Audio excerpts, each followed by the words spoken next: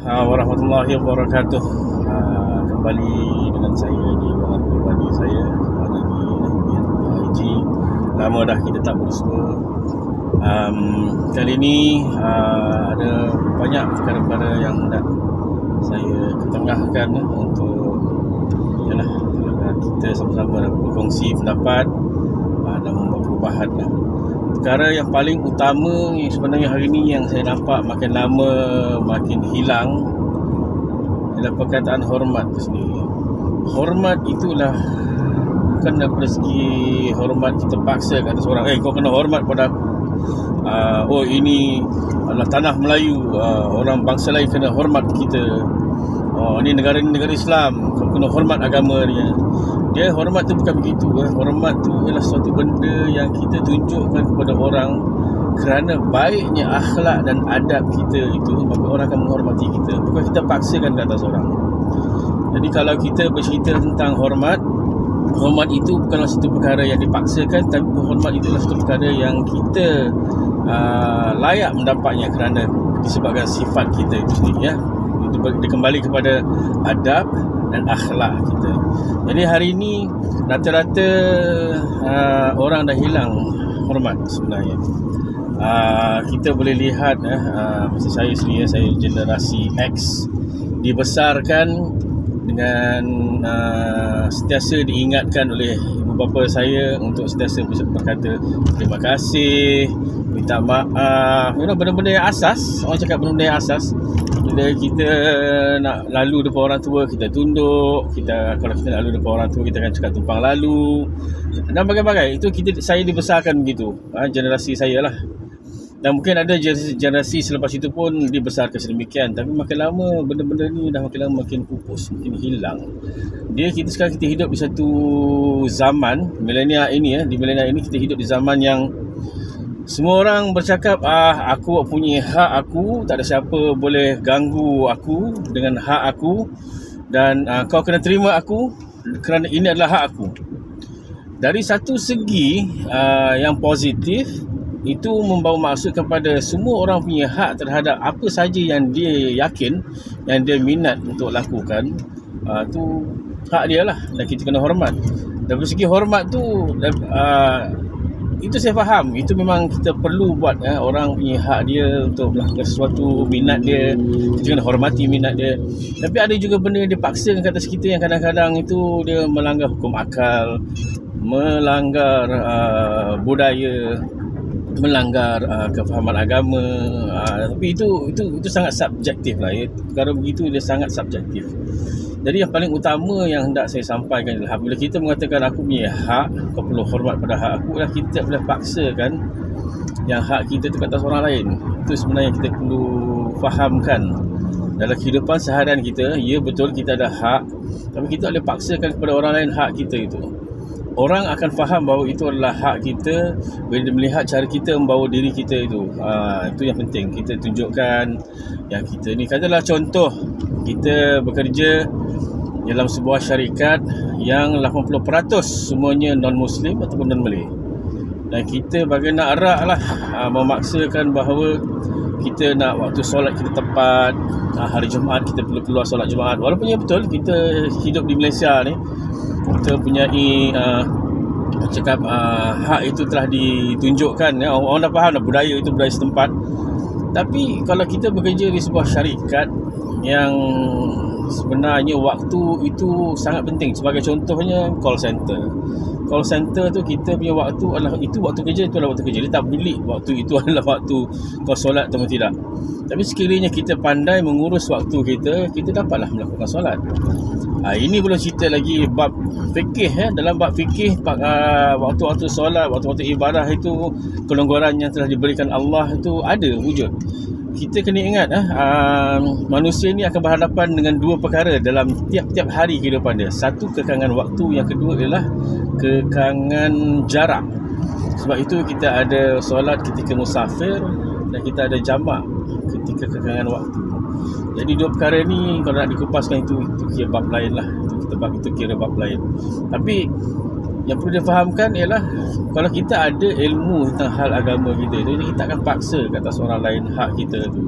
Tapi lambat laun orang melihat kita bekerja dengan baik, melakukan perkara dengan amanah, dia akan bertanya kepada kita, oh kau ni seorang pekerja yang bagus, jadi aku rasa hak yang kau minta sebelum ni mungkin kau nak sama ada waktu kerja itu tidak akan masuk waktu kerja kita nak solat Jumaat sebagai contohnya, akan diberikan kepada kita lambat laun walau bagaimana. Pasal itu kita tunjukkan akhlak yang baik.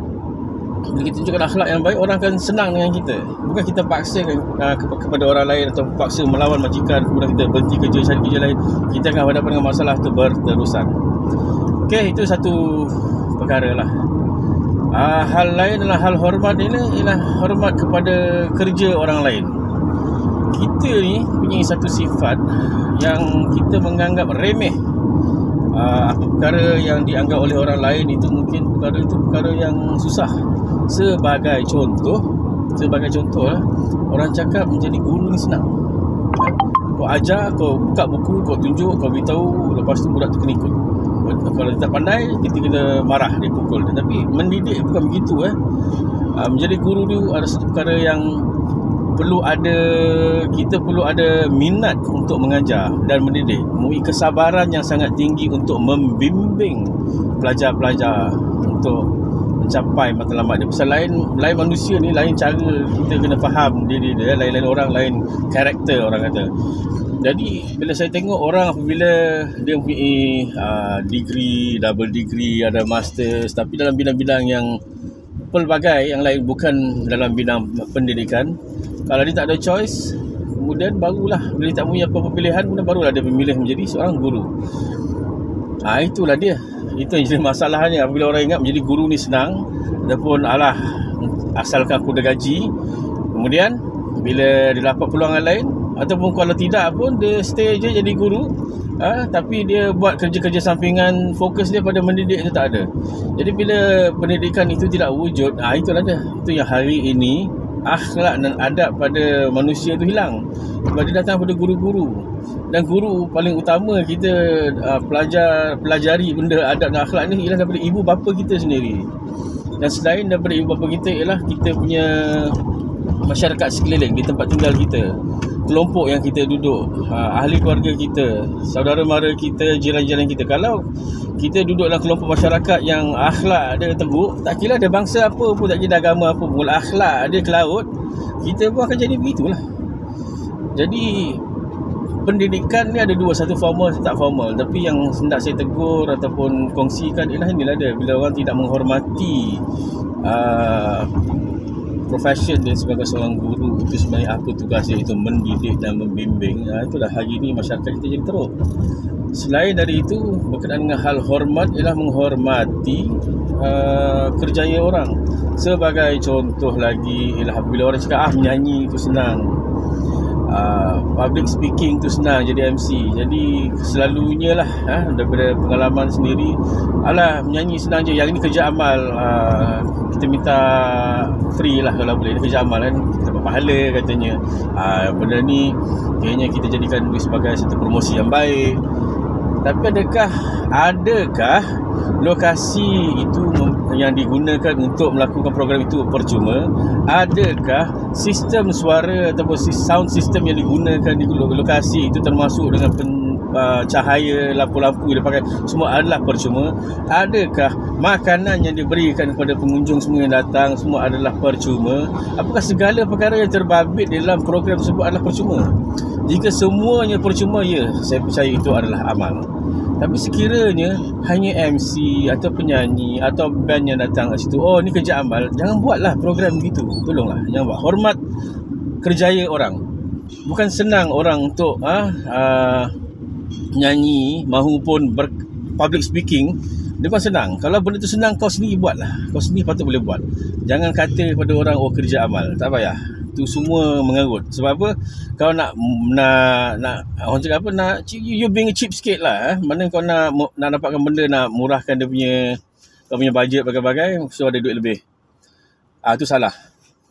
Ini termasuklah dalam banyak perkara. Kita semua benda nak benda murah, tapi nak benda yang murah itu dia punya kualiti dia macam kualiti benda yang mahal.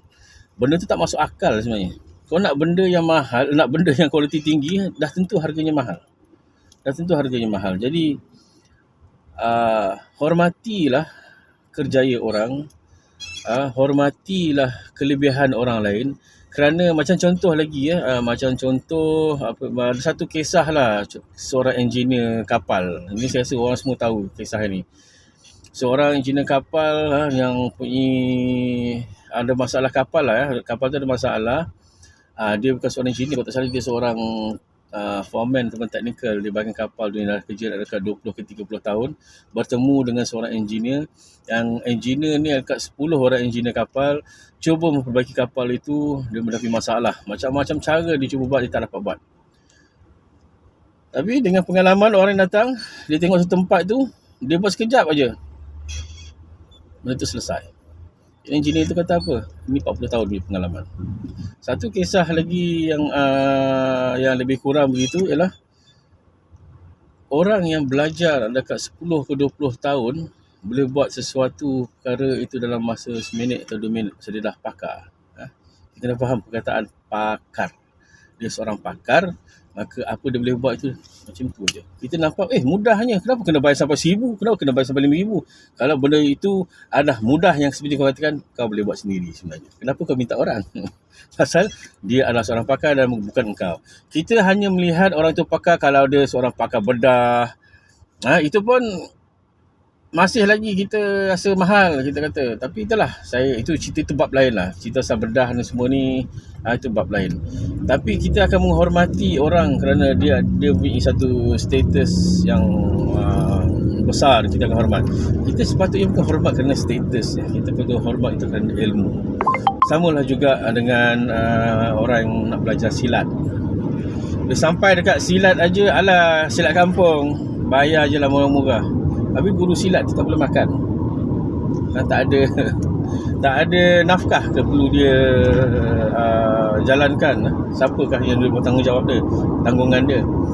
Jadi hormatilah. Tapi bila ada martial arts yang daripada luar, dengar macam hebat aja, kita sanggup bayar mahal-mahal. Tapi bila sampai kat silat, kita akan bayar dengan murah. Tapi bab kualiti itu satu perkara bab lain yang hendak saya kupaskan kemudian. Jadi inilah dia perkara dia, berkenaan dengan hormat. Dan yang terakhir, yang seperti mana saya katakan tadi, kita tidak paksakan hal hormat ini kepada atas orang lain, ialah gerakan-gerakan kefahaman seperti Wahabi dan Salafi ini. Wahabi Salafi ini, yang dia rasa dia sentiasa betul, dia memperlekehkan pandangan orang dengan gelak ketawanya, dengan sinisnya. Dia sebagai pendakwah ataupun dia nak memanggil diri ustaz, bagi saya dia punya akhlak dan adab dia sifar. Seorang pendakwah dan agamawan, dia perlu punya akhlak yang sangat superb. Dia punya akhlak yang sangat dahsyat. Orang akan lihat kehebatan akhlak dia. Pasal apa? Sebab baginda Rasulullah dan Ahlul Baitnya mengingatkan kepada kita, sekiranya ilmu kamu tinggi mana sekalipun, tanpa akhlak, ilmu tu langsung tak berfungsi, sebab tak sampai kepada orang. Kita hanya boleh sampaikan kepada orang sesuatu benda apabila dia menyentuh hati. Dia sentuh hati, dia melekat. Dan bila dia melekat, benda tu akan menjadi berkat. Tapi kalau kita menakut-nakutkan orang, dan orang ikut semua penuh dengan emosi saja, betul ni kafir, ni sesat semua, itulah dah, maka perpecahan akan berterusan dan berbagai-bagai lagi. Saya sarankan di mana-mana pihak masyarakat yang mengucap kedua kalimah syahadah, yang solat 5 waktu, yang berpuasa, yang berzakat, yang pernah umrah dan ataupun dah naik haji, kalau berdepan dengan puak-puak beginilah Wahabi Salafi ni, tolonglah, saya minta tolong sangat-sangat, buang mereka daripada masyarakat. Mereka ini adalah barah yang memecah belahkan umat Islam itu sendiri, bahkan akan memecah belahkan masyarakat kita yang majmuk ini, yang pelbagai agama dan pelbagai bangsa ni sendiri, pelbagai kaum ni. Jadi tolonglah, buang ajalah mereka-mereka ni, jangan beri mereka tempat. Saya sangat marah, sangat-sangat marah bila saya melihat di TV Al-Hijrah itu mengeluarkan satu program yang mengatakan Nabi Muhammad, iaitu baginda Rasulullah sallallahu alaihi wasallam, orang masa ketika dia muda pernah nak bunuh diri. Ini dia tafsir yang paling mengarut pernah saya dengar. Dr. Rozaimi, doktor apa ni boleh cakap dia masih dia muda, dia mendapat begini. Al-Amin, itu dah baginda Rasulullah. Al-Amin, tidak ada perkara yang buruk boleh ada pada dia. Macam mana boleh keluar kat TV program, dekat program TV benda begini? Tolong kita sibuk kata sekarang ni kita boycott India kerana telah menghina baginda Rasulullah. Ini juga menghina baginda Rasulullah. TV Al-Hijrah telah menghina baginda Rasulullah. Tolong boycott, kalau boleh tarik lesen penyiaran mereka ni. Dan JAKIM tolonglah. Berapa bilion kita bagi JAKIM, merosak, memporak-porandakan aja masyarakat. Dalam masyarakat kita ni tak nak membaca, malas, senang, suka disuap aja. Suka disuap, dengar ceramah-ceramah gelak ketawa, sini sana sini. Oh, itu sudah cukup bagus bagi mereka. Inilah ada ulama ataupun ustaz yang dia nak ikut. Sikit pun tak ada dalam hati dia untuk memikirkan hati dia merasakan benda ni betul ataupun tidak. Saya cakap hati, kalau hati dapat merasai. Kalau cerita pasal akal lah tumpul, hati lah, gunalah hati untuk merasai betul ke benda ni. Betul ke? Betul ke sampai begini sekali? Tolonglah, tolong. Saya dah lama tak membebel macam ni. Kali ni saya terpaksa membebel macam ni. Saya dah geram sangat melihat benda-benda macam ni. Jadi itulah saya rasa sebagai penutup, saya berharap sangat-sangat kita ni dulu Malaysia dikenali sebagai sebuah masyarakat yang majmuk, masyarakat yang berbilang kaum, yang berbagai agama, yang hidup dengan harmoni, yang saling hormat menghormati. Ingat perkataan tu, hormat menghormati. Sebagai contoh lah, benda yang asas lah, benda-benda yang paling bodoh lah dalam hal agama. Orang Islam tak minum arak, orang Islam tak makan babi. Itu je, setakat itu je dia fikir. Jadi dia akan jaga, ataupun lebih sikit ilmu dia akan faham, orang Islam tak makan benda yang tak disembelih. Jadi mereka pastikan kalau dia ajak orang-orang Islam datang beraya di rumah dia akan pastikan makanan dia bersumber-sumber yang halal. Tapi hari ini saya bukan cerita pasal non-Muslim, saya cerita pasal Muslim hari ni. Bila kita ada orang Hindu datang ke rumah kita hidangkan dia situ daging rendang, daripada daging lembu rendang. Dia cakap, alah, agama kau salah, ini terima je lah. Quran kata, apa benda kau cerita pasal Quran dah kata begitu? Dia kan Hindu, dia tak pegang pada Quran pun. Hormatlah dia punya agama. Kalau dia tak boleh nak makan daging lembu, itu je. Kalau orang Buddha tak boleh nak makan haiwan atau binatang-binatang yang hidup, hormat ajalah, hormat aja, tak susah pun. Macam mana orang hormat kita, kata tak boleh nak makan benda-benda yang haram itu, kita boleh listkanlah apa benda yang haram itu. Sama juga kita kena hormat dengan orang yang lain, agama yang lain, perkara-perkara yang mereka dianggap perkara-perkara yang suci. Jadi benda ni dah lama berlaku dekat berapa puluh tahun ni sekarang ni. Benda ni semua ni punca ada Wahabi Salafi ni. Mengarut dah masyarakat kita hari ni. Mengarut sangat-sangat. Jadi sebagai penutup, saya berharap sangat-sangat ketepilah. Kalau orang nak menentang saya, kata saya sesat, mengatakan saya ini liberal, kenali dulu aku.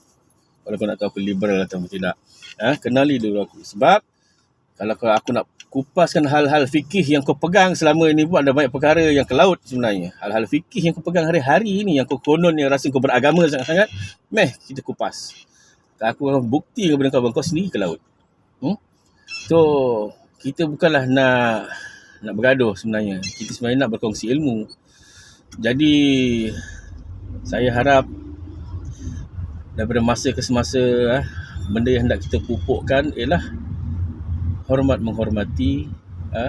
Perkara utama tu ialah hormat.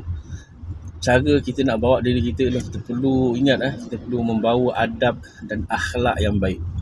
Kalau dua perkara ni tak ada, aku tak kira lah kau itu adalah seorang ilmuwan yang hebat mana pun, kau dipanggil ulama sekalipun. Tapi kalau kau berkata-kata, kita boleh dengar, kita boleh nampak gaya dia tu tidak punya adab dan akhlak yang betul, kau lah orang yang aku tentang habis-habisan. Okay, itu je lah. Assalamualaikum warahmatullahi wabarakatuh.